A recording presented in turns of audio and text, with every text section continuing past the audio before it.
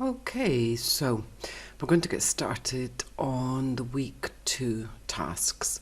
And okay, under the support forum, we've got week two users, site administration, graded activity. That's definitely where I have to go, still to do. Let's open that up. And let's have a look at the things we have to get through. We have to add a user, create bulk users by uploading a CSV file of at least 3 users, add a new cohort, and have a look at the user search filters.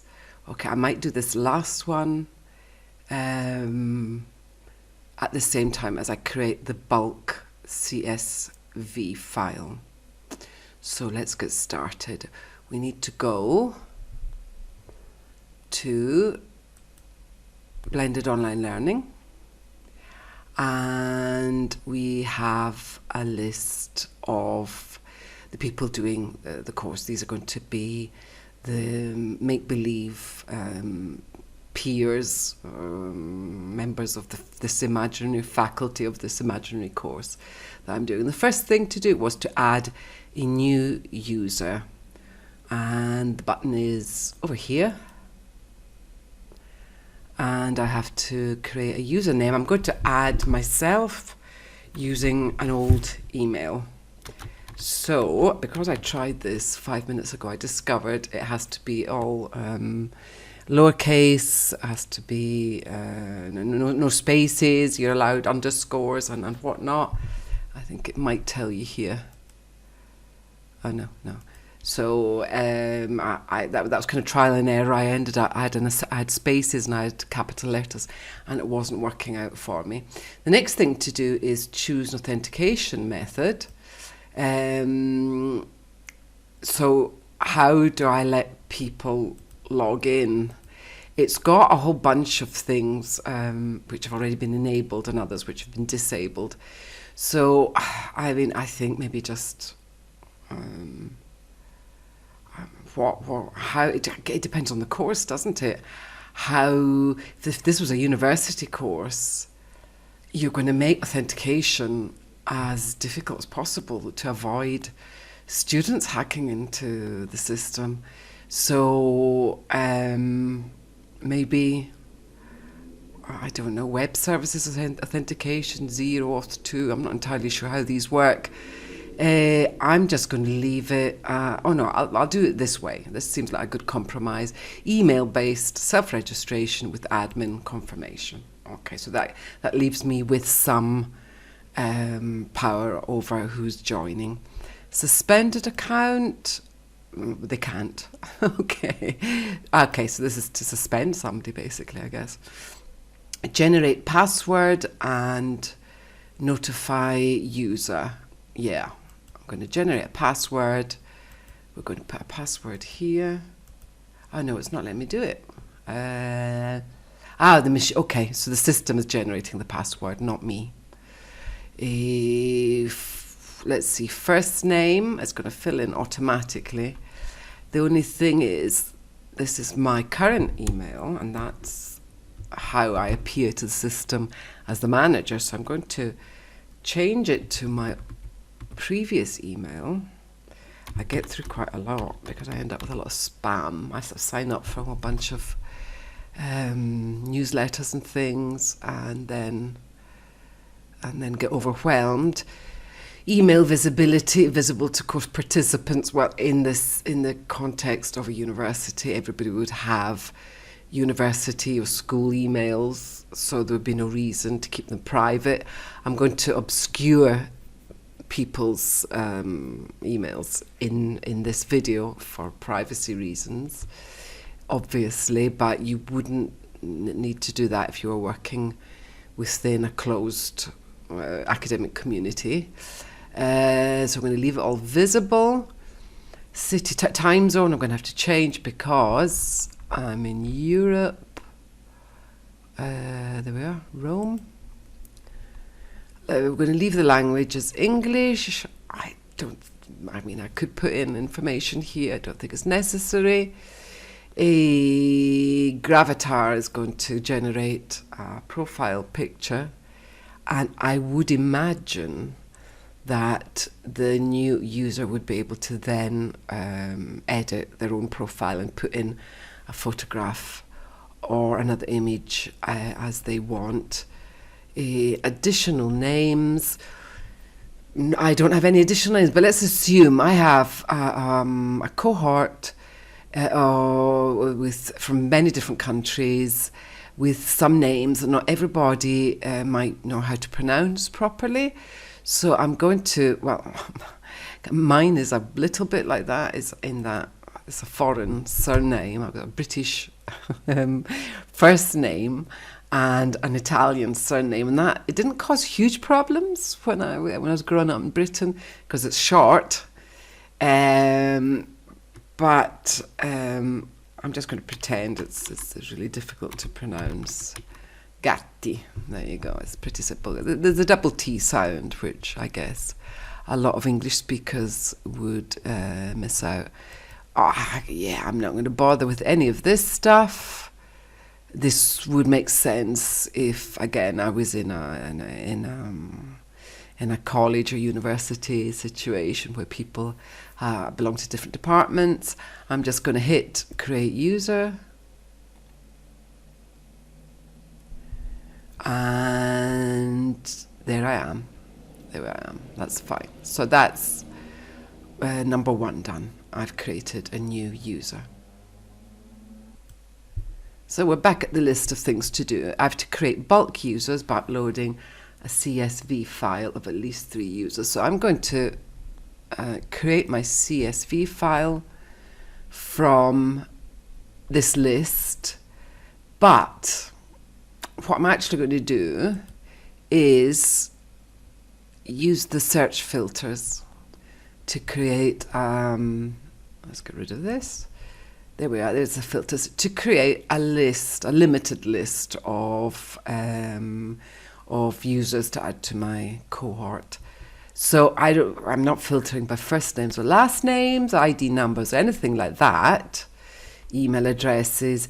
Okay, this I can imagine would make a lot of sense. You might want to, department, you would have everybody from a certain department. That would be an obvious way of creating a cohort, as would institution, I guess. You want everybody in the entire institution. You could have institution. I'm trying to think why you would have just institution. I guess when you had a network. Oh, that's silly of me. I actually worked in a situation where the institution actually had a network of colleges, so that would kind of make sense. You could filter by city, town, by country, I guess. Confirmed, as in that they've been confirmed as being added as users. I assume that means you got a chance to intervene and suspended people. Time created, last access. This is the one I think I'm going to use. I'm just going to have a quick look at the other ones. The last time they modified the user account, I can use authentication as a means of filtering. The last IP address, that is awfully techie. I wouldn't know anybody's first, last, or current IP address.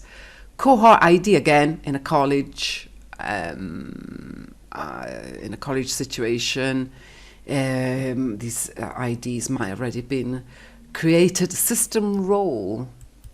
Yeah, that would make sense. So I could have all the teachers, or I could have all the department heads, or I could have I know that's more to do with the college, I guess, system role. So it would be like all I could have all course managers or something like that, or all students. Well, that would make sense for a cohort of teachers, but you know what I mean. You know where I'm going with this, do you? I don't think I know where I'm going with this. Enrolled in any course role, etc., etc. Right, the one I'm going to use here is last access. So the last access, I'm going to make it 7 days.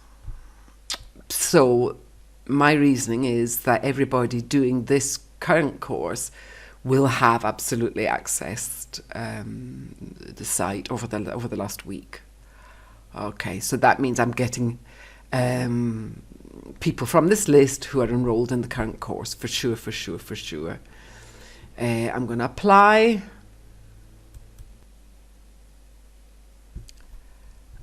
And I'm just looking at the access. It looks like it's got everybody. Can I just close that now? So yes, I've got over the last day, the last few hours even. So that's me, got everybody current. So that's how I've done the filters.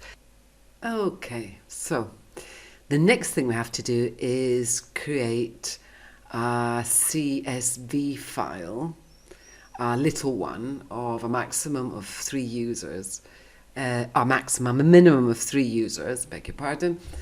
I'm getting confused because I'm struggling with this bit. This was quite unpleasant to do because I made a mistake. I was trying to re-upload in bulk. You guys, peers of my classmates, and that wasn't working because obviously you're already in the system. So it just then I put 2 and 2 together and realised that's why we were talking about creating sort of student accounts for emails and things. So that's what we needed here. So what I've done is I've gone into sort of split personality mode here, and I've used 2 old Gmail accounts that I have, and I've just created a new one, Caro Student 2024, because that might turn out to be useful anyway. You should always have student accounts, or sort of fake student accounts, so that you can see what your courses look like from the student's point of view. So the formula, and this was Nelly gives an example actually on the page. Let me just quickly show you. If we go to upload users, there we go. That is an example created by Nelly, so you can follow that. I'll just quickly show you what that looks like. It's very small. So the formula is username, comma, first name, last name, divided by commas, no capital letters. You label it username, not something else. Don't leave spaces. Don't leave spaces anywhere. Write it that way. Otherwise, it's not going to work out. And I'll tell you that from painful experience. Then students. She's put in numbers. That's just in case, I guess, to make a username even more sort of specific, to avoid duplicates. And then we follow the system of their first name, their surname, and then their email account. And what mine looks like, following that formula, is that. So in reality, it's all me. So I've got Carol 1, Charles 2, and Carolina 3. Carol 1, her first name is Carol. Katz is actually the translation of my surname Gatti, and that's a storage email that I have. I've got Charles, it being the masculine version of my name, it's Charles Gatt, and that's the new student email address. And I've got Carolina Gatti, who's obviously clearly half Italian and very definitely half Scottish, with an old email account that is now sort of full of spam. So that is what I'm going to be using. So if I go back to, I just go back the way so that you can just be really clear about where I am. I'm on the site administration of blendedonlinelearning.com under the users tab, site administration for users. I'm going to upload users. There's the example that Nelly prepared for us. So I really strongly advise you to look at that first. I didn't see it first time round. Choose a file. Choose a file. It's this one. It's coming out automatically. I'm going to give it a name. I'm going to call it cohort 01 2024. There's a chart. No. Cohort 01 2024. Author's Caroline. I've got all rights reserved because I intend making original material. Upload this file. Upload users. And hey presto. Here everybody is. Add new only. I could skip because these are all definitely all new. I think I've tested it out. Create password if needed and send via email. That's fine for me. Standardize usernames. Okay. Select for bulk user action. Not at this stage, so no, I don't think so. Emails can be visible to everybody. It's an academic environment, not a problem. We like the forum auto-subscribe. That I'm definitely not going to change. I have no reason to add anything like this. This would make sense again if I was I would not create my own course for my own sort of personal use, but in an institutional environment, I'm just going to hit upload users and keep my fingers crossed. And it looks like it might have worked. Let's go to continue, see what happens. And yes, okay, so this is me fast forwarding a few minutes. The names were not appearing in the list of users, couldn't figure out why. I discovered I had to log in as Charles, so there he is. There's our friend Charles Gatt. I'm not going to log in with everybody, so there's no point. It was just to check that I'd done everything right. So apparently I had done everything correctly. Finally! Okay. What's left? We still have to do one more thing. We have to add a new cohort. Okay. Let's go back to add a new cohort. So we're here. Add new cohort. Name, I'm going to call it 01 cohort chart. Cohort Senior English. Senior English is this course that I'm thinking of doing for adults. 2024. That seems like a very complete name. Oh, what does this mean? Context. What does it want? Let's see. Manager training. I'll just put it under general English. Cohort ID. It will be 01 SE 2024. Is that a good cohort ID? That'll do. It will be a general English course. The way I'm typing just leaves doubt for how well I'm qualified to teach anybody English. I don't seem to be able to spell even basic words. I'm a bit tired. It's been a long day. General English course for mature adults making use of technology to aid memorization.